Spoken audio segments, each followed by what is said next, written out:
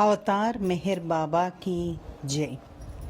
మనమందరము గత వారము మౌన దశాబ్ది ఉత్సవాలు చాలా ఘనంగా మెహరాబాద్లో జరుపుకున్నాము. అయితే బాబా మౌనం సందర్భంగా ఎంబీజీ శాస్త్రి గారు మాట్లాడిన విషయాలు కొద్దిగా తెలుసుకుందాం. ఆయన ఎప్పుడో చాలా రోజుల క్రితం, చాలా ఏళ్ల క్రితం ఆయన ఒక ఉపన్యాసం చెప్పారు. అందులో ఆయన ఏం చెప్పారో మనము చూద్దాం. దాని ఆధారంగా ఇది రాయడం జరిగింది. మెహర్ బాబా భగవంతుడని మనం అందరం నమ్ముతాము. ఊరికే నమ్మడమే కాదు, మనకందరికీ ఆ విషయంలో సంపూర్ణ విశ్వాసం ఉంది. అసలు మెహర్ బాబా ఎవరు అనే ప్రశ్న ఇక మనకి రాదు. అవన్నీ మనం మొదట్లో వేసుకునే ప్రశ్నలు. మెహర్ బాబా పరిధిలో ఉండి మెహర్ బాబా మౌనంగా 44 సంవత్సరాలు ఉన్నారన్న విషయం తెలియని వారు ఉండరు. అయితే దాని ప్రాముఖ్యత ఎంతమందికి తెలుసు అన్నదే ప్రస్తుతము మనకి తెలియవలసింది. భగవంతుడంటే అన్నీ కోరిక లేనివాడు. మానవాళి ఎప్పుడైతే పెడదవ పట్టిందో, తప్పుడు దారిని వెళ్తున్నప్పుడు భగవంతుడు ఈ భూమిపై సామాన్య మానవుడిగా అవతరిస్తాడు. అయితే అతన్ని భౌతిక దేహంలో ఉన్నప్పుడు గుర్తించేవాళ్ళు బహుకొద్ది మంది మాత్రమే ఉంటారు. భగవంతుడు కానీ, సద్గురువు కానీ, వారి భక్తులలో కానీ, మరెవ్వరితో కానీ కాంటాక్ట్ చేసేది 3 విధాలు. 1 చూపు ద్వారా, 2 స్పర్శ ద్వారా, 3 మాట ద్వారా. అయితే బాబా అవలంబించిన పద్ధతి పూర్తిగా ఇందుకు విరుద్ధం. మొదటి 2 పనుల ద్వారా ఆయన ప్రజల్ని కాంటాక్ట్ చేసిన, అంటే చూపు ద్వారా, స్పర్శ ద్వారా. 3వ పద్ధతి మాత్రం ఇంతవరకు చేయలేదు, అది మాట ద్వారా. శ్రీ అవతార్ మెహర్ బాబా మౌనారంభనం చేసిన రోజు జూన్ 10, 1925 సంవత్సరం. అయితే మౌనంగా ఉండి ఆయన చేసిన పనులు ఏమిటి? మౌనంగా ఉన్నప్పుడు ఆయన ప్రపంచం చుట్టూ 4 సార్లు వెళ్ళారు. మొత్తం ఇండియా వదిలి బయట తిరిగింది 14 సార్లు. అయితే ఈ వెళ్ళడం ఎలా వెళ్ళారు? ఒక మహానుభావుడిగానో, ఒక అవతార పురుషుడిగానో ప్రకటించుకుంటూనే మాత్రం కాదు, అతి సామాన్య మానవుడిగా వెళ్ళారు. కొన్ని సందర్భాల్లో మారువేషాల్లో వెళ్ళారు. అయితే దేనికి అంత దూరం వెళ్ళారు?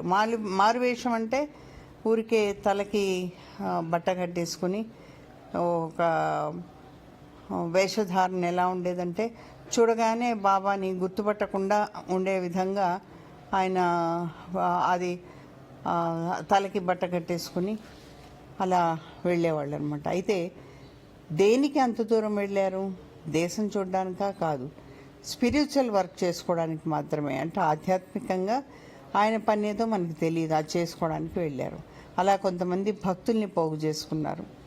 ఇంకొక ముఖ్యమైన పని ఇండియాలో ఒక పీరియడ్లో చేసింది ఏంటంటే మస్తుల్ని పోగు చేయడం. తాను చేయదలుచుకున్న కార్యక్రమంలో మస్తుల్ని సహాయంగా పెట్టుకున్నారు. ముందుగా ఆయన అవతారాన్ని ప్రపంచానికి తెలియక మునుపు కొంతమందికి ట్రైనింగ్ ఇస్తూ వచ్చారు. తర్వాత ఉపాసిని మహారాజ్ ప్రకటించిన విధప 4 సంవత్సరాల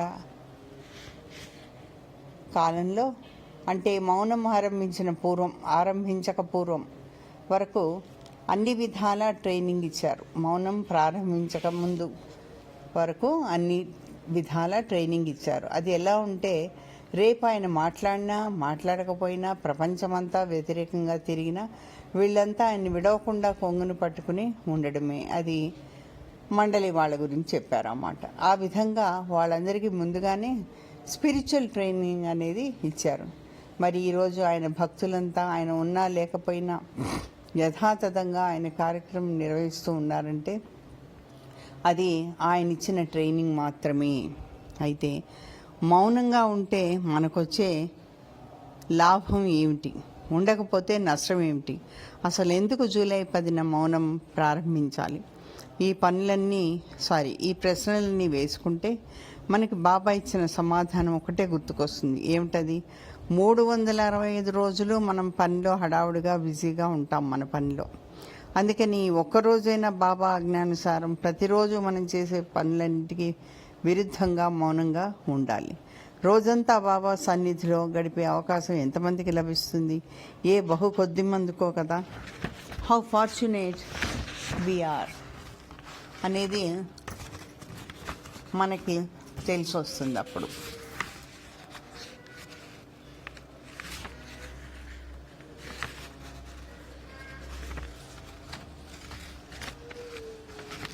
ఎవరూ కూడా ఈ సదవకాశాన్ని, ఈ మహా అవకాశాన్ని వినియోగించకుండా ఉండలేరు.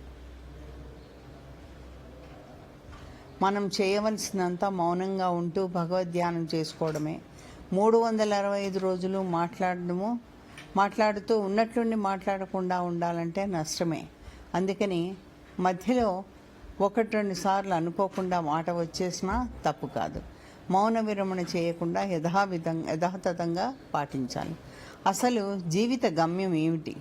రాముడు ఈ ప్రపంచాన్ని వదిలి భౌతికంగా 5,000 సంవత్సరాలు అయింది. యేసుక్రీస్తు 2,500 సంవత్సరాలు అయింది. బుద్ధుడు 2,000 సంవత్సరాలు అయింది.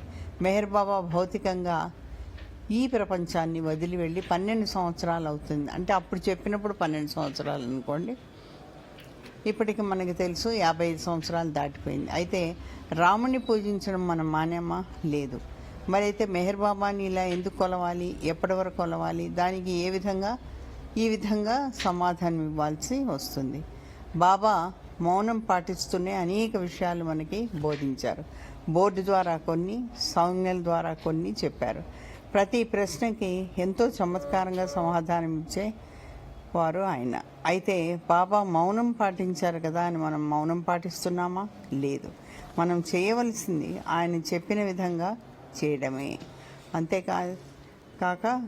అంతేకాని ఆయన్ని అనుకరించడం కాదు. బాబా చెప్పిన వాటిల్లో కొన్నైనా మన నిత్య జీవితంలో పాటించగలిగితే మనకంటే ధన్యజీవి లేడు. అయితే ఎంతకాలం ఈ తపస్సు? ఎన్ని యుగాలు ఇంకా కొలవాలి? భగవంతుడు జరాసురుడితో ప్రారంభమై అనేక విధాలుగా ఈ భూమిపైనకి వచ్చాడు. అయితే వచ్చినప్పుడల్లా ఎన్నో విధాల బోధలు చేస్తూనే వచ్చాడు. మనకి రాముడిగా వచ్చినప్పుడు ఒక రకంగా, కృష్ణుడిగా ఇంకో రకంగా, క్రీస్తుగా ఇంకో విధంగా చెప్పారు. మనకి ఇన్ని విధాలుగా ఎంతో చెప్పి బాగు చేశారు. పెడద్రోవిన పడకుండా కాపాడారు. ఇక మంచితనంగా చెప్పే రోజులు పోయాయి. బాబా మౌనంగా ఉంటూనే చేసిన పనుల్లో దర్శన కార్యక్రమం ఒకటి. ఆయన చీటికి మాటికి అనేక మార్లు నేను మౌన విరమణ చేస్తున్నాను అనేవారు. మౌన విరమణ అంటే ఏమిటి? ఇన్ని రోజులు శబ్దం చేయలేదు, ఇప్పుడు శబ్దం చేస్తారు అని. అయితే ఈ శబ్దం ఎలా ఉంటుంది? ఎవ్వరికీ తెలియదు. ఎందుకంటే ఇటువంటిది ఇంతకు ముందు ఎప్పుడు జరగలేదు. ఓం అనే శబ్దం మొదటిసారి విని తర్వాత మళ్ళీ వింటే ఓహో అలా ఉంటుందా అనిపిస్తుంది. కానీ అసలు వినని శబ్దం గురించి ఏమని ఊహిస్తాము? ఇది సర్వదా మన ఊహకందని విషయం. బాబాకి ఎంతోమంది మౌన విరమణ గురించి అడిగినప్పుడు ఆయన చెప్పింది ఒకటే, నేనెన్నడూ అబద్ధం ఆడలేను, ఆడబోను. ఈ యావత్తు ప్రపంచము ఎదురు తిరిగినా నీవు నా యందు విధేయత, విశ్వాసం ఉంచుము. ఎందరు గేలి చేసినా పర్వాలేదు. బాబా ఇంకా ఈ విధంగా చెప్పారు, కేవలం నేను ఒక చిన్న శబ్దం చేసినంత మాత్రానికే ఈ సుందరమైన ప్రపంచం వచ్చింది. This beautiful world came up. ఇప్పుడు శబ్దం చేస్తే ఏం జరుగుతుందో ఏమైనా వేచి చూడండి. అయితే ఈ మౌన విరమణపై ఎంతోమంది ఎన్నో విధాలుగా సందేహాలు వెలిబుచ్చారు. 1969 జనవరికి పూర్వం ప్రతివారు అప్పుడా ఏ క్షణం ఆయన నోరు తెరుస్తారని ఆశగా ఎదురు చూస్తుండేవాడు. ఆ రోజు తర్వాత బాబా నిర్యాణం పిదప చాలామంది ఇదే మౌన విరమణ అని అన్నవారు లేకపోలేదు. అయితే మనం బాబా ఇచ్చిన కొన్ని లైఫ్ సర్క్యులర్స్ చదివి లోతుగా ఆలోచిస్తే మనకు ఎన్నో విషయాలు బోధపడతాయి. అవేమిటి? సాధారణంగా బాబా దర్శన కార్యక్రమం ఇచ్చినప్పుడు తనే స్వయంగా అందరు భక్తులకు, కొత్త వాళ్ళు, పాత వాళ్ళని కూడా అన్నీ తెలిసినట్లుగానే ఏర్పాట్లు చేసేవాళ్ళు.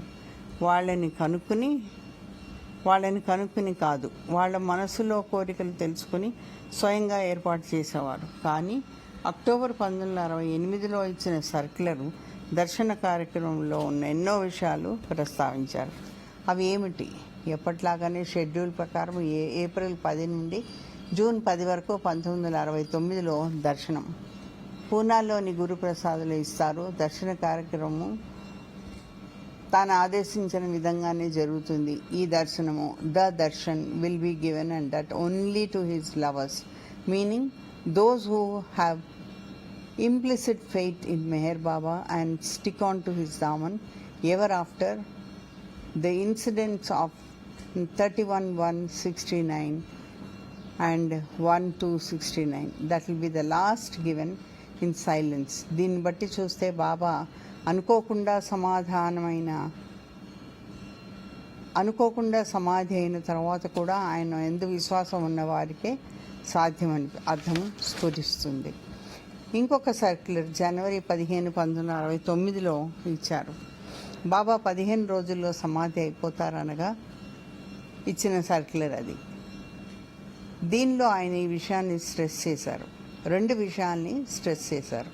ఎప్పుడు ఆయన చేసే ఏర్పాట్లకు విరుద్ధంగా ఈ దర్శన కార్యక్రమానికి వచ్చేవాళ్ళు తమ ఏర్పాట్లను స్వయంగా చేసుకోవాలని, ఈ గ్యాదరింగ్ ముందు ఈస్ట్ వెస్ట్ గ్యాదరింగ్ ఏమీ లేదు, నథింగ్ అని చెప్తూ చివరికి, అంటే ఈస్ట్ వెస్ట్ గ్యాదరింగ్ అంత బ్రహ్మాండంగా జరిగింది, అదే అసలు ఏమీ లేదు ఈ జరగబోయే సమావేశం గురించి అని బాబా చెప్పారు అని చెప్తూ చివరగా ఆయన నొక్కి చెప్పింది ఏమిటంటే, ఈ stress on this point specially ఏమని చెప్పారు, ఈ దర్శనానికి చాలా ప్రాముఖ్యత ఉంది, ఈ దర్శనం మామూలు అన్ని దర్శనాల కన్నా చాలా ముఖ్యమైంది, ఇది నేను మౌనంగా ఉండి చివరగా ఇచ్చే దర్శనం. అంటే దాని అర్థం డ్రాపింగ్ ఆఫ్ ద బాడీ, మౌన విరమణ కాదన్నమాట. బాబా సమాధానమైన తర్వాత it will not be possible to see anyone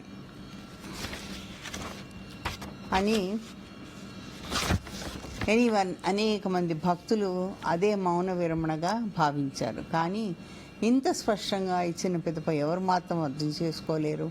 మామూలు మనిషికి దర్శనం అంటే భౌతికంగా మనిషిని చూడడమే, కానీ spiritually individually and give private interviews, advanced సోల్కి దర్శనం అంటే భౌతికంగా కాదు, మనిషిని చూడడమే కాదు. అంటే ఇండివిజువల్గా ఇదివరకు భౌతికంగా ఇచ్చిన దర్శనం ప్రైవేట్ ఇంటర్వ్యూ లాంటివి కాదు. అడ్వాన్స్డ్ సోల్కి దర్శనం అంటే భౌతికంగా కాదు, మనిషిని చూడడమే కాదు, భౌతికంగా ఉన్నా లేకపోయినా ఆ భగవంతుణ్ణి చూడగలగడమే. ఇంకా ఆ సర్కిల్లో చెప్పినట్టుగా ఎవరిని ప్రత్యేకంగా ప్రైవేట్గా ఇండివిజువల్గా వాళ్ళని కలవడము చేయడం కానీ లేదా ప్రైవేట్గా ఇంటర్వ్యూస్ కానీ కుదరదు, ఉండదని చెప్పారు. ఇన్ని క్లియర్గా చెప్పినప్పుడు మనం అర్థం చేసుకోకపోవడమే పొరపాటు. బాబా చెప్పారు, నేను సైలెన్స్ బ్రేక్ చేస్తాను, మీరంతా వినండి అని. అది ఎప్పుడు, ఎలా, ఎక్కడ అనేవే సందేహాలు అందరికీ. ఆ సందేహాలు అందరికీ. ప్రపంచంలో రాను రాను అలజడి అల్లర్లు ఎక్కువ అవుతాయి. ప్రతి దేశానికి, ప్రతి సంఘానికి, ప్రతి ఊరికి, ప్రతి ప్రదేశానికి, ప్రతి ఫ్యామిలీకి, ప్రతి వ్యక్తికి జీవితం మీద విసుగొస్తుంది. ప్రతివాడు నిస్సహాయుడై ఉంటాడు. ప్రతి ఒక్కడికి ఇక ప్రపంచంలో నాకెవరు సహాయం చేయలేరు, అందరినీ అడగడం అయింది అనే స్టేజ్కి వస్తాడు. Everyone is tired of his life and there is no help for them in this world. అప్పుడు ప్రతివాడు ఆర్తితో ఎలుగెత్తి, భగవంతుడా నీవున్నావా, ఎక్కడున్నావు, నా పరిస్థితి ఎలా ఉంది, నీవే ఇప్పుడు నాకు సహాయం చేయాలి అని హృదయపూర్తిగా ఆర్తితో, విశ్వాసంతో, భక్తితో భగవంతుణ్ణి పిలిచే సమయం వస్తుంది. అప్పుడు నేను చేసే శబ్దం మీరు వింటే మీకు ఆత్మ జాగృతి కలుగుతుంది, మీ జన్మ ధన్యమవుతుంది అని అన్నారు బాబా. అయితే ఎవరు ఈ శబ్దం విన్నా సెల్ఫ్ రియలైజేషన్ కలుగుతుంది, అంటే ఆత్మ సాక్షాత్కారం కలుగుతుంది. నేను బాబా లవర్ని అని నాకు వినబడుతుంది, మిగతా వాళ్ళకి లేదు అనడానికి లేదు. బాబా చెప్పారు, నీవు ఫిజికల్గా ఏ పని చేస్తున్నప్పటికీ మెంటల్గా నన్నే తలుచుకొని ఏ విషయంలో ఏ క్షణంలో అతని నోటి నుండి శబ్దం వస్తుందో తెలియదు. కాబట్టి మన ధ్యాస బాబాపై ఉంటే తప్పకుండా ఆ శబ్దం వినబడుతుంది. అయితే లౌడ్ స్పీకర్ ఉంటుందా? ఇదేమైనా పెళ్ళికి పాటలు పెట్టినట్టు మనం వద్దన్న కొద్దీ మన చెవులకు వినబడుతుందని అనడానికి ఎక్కడ ఉన్నా ప్రపంచం అంతటా ఆ పిలుపు ఏ మూలనైనా వినిపిస్తుంది. అంటే లౌడ్ స్పీకర్లో పెళ్ళికి పాటలు పెట్టినట్టు మనం వద్దన్న కొద్దీ మన చెవులకు వినబడుతుంది అన్నది కాదు, అలా అనడానికి లేదు. ఎక్కడ ఉన్నా ప్రపంచం అంతటా నా పిలుపు ఏ మూలనైనా వినిపిస్తుంది అన్నారు బాబా. కానీ నీ కాన్సన్ట్రేషన్ మాత్రం ఉండాలి. మొదట్లో వినబడితే ఆత్మ జాగృతి త్వరగా కలుగుతుంది. కొద్దిగా తక్కువ సౌండ్లో వినబడితే లేటుగా కలుగుతుంది. అదో తేడా. అదే మన ప్రస్తుత కర్తవ్యం. మనమంతా బాబా పలుకు కోసం, ఆ శబ్దం కోసం వేచి ఉండాలి. బాబా చెప్పారు, then I will not only be the expected one but the accepted one by one and all in the world. Baba చెప్పారు, నేను కేవలం ఓ చిన్న శబ్దం చేసినంత మాత్రానికే ఈ సుందరమైన ప్రపంచం వచ్చిందని అన్నారు. ఓం అనే శబ్దం ఎలా ఉంది అంటే వినడానికి చెప్పడం, అది విన్నవాడికి చెప్పడం సులభం. అదే క్రొత్తవాడిని అడిగితే చెప్పలేను. ఎందుకని? ఇంతవరకు వినకపోవడం చేత అది ఎలా ఉంటుందో కూడా తెలియదు అన్నమాట. అదేవిధంగా ఇదివరకు ఇన్నిసార్లు వచ్చినా కానీ ఇలా మౌనంగా ఉండడం అంటూ లేదు. కాబట్టి ఆ అనుభవం మనకి లేదు. అందుకే ఇప్పుడు మాట్లాడితే ఎలా ఉంటుందో మనకి తెలియదు. హిందూ శాస్త్ర ప్రకారము కలి అవతారం ఉంటుందని, వస్తాడని మనమంతా నమ్ముతాము. భగవంతుడు వస్తాడని మనం నమ్ముతాం కదా. అయితే ముస్లింలు కూడా మళ్ళీ ఆకాశంలో నుండి తెల్లని దుస్తుల్లో వస్తారని అల్లా కోసం చూస్తున్నారు. క్రిస్టియన్స్ కూడా అంతే. జీసస్ మళ్ళీ వస్తాడని, తెల్లటి దుస్తుల్లో వస్తాడని మాత్రమే, ఆకాశం నుంచి కిందకి దిగుతాడని అంతా ఎదురు చూస్తున్నారు. అతని చేతిలో ఒక కత్తి ఉంటుందని, ఒక గుర్రం మీద వస్తాడని కూడా అందరు ఎదురు చూస్తున్నారు. బుద్ధుడు చెప్పిన దాని ప్రకారం మరలా 2500 సంవత్సరాల పిదప నేను వస్తాను, అప్పుడు నన్నంతా స్వీకరిస్తారు అని చెప్పినట్టుగా తెలుస్తుంది. కాబట్టి వచ్చేది ఎవరు కాదు, మన మెహర్ భగవానుడే. అది మనకి తేట తెల్లమైంది. అందుకని మౌనంలో వచ్చిన ఈ మౌనావతారుని మనము సదా మన జ్ఞాపకాల్లో ఉంచుకొని బాబాని ధ్యానించడము, బాబాని ఇంకా ఎక్కువగా బాబాకి సన్నిహితులు అవుదాము.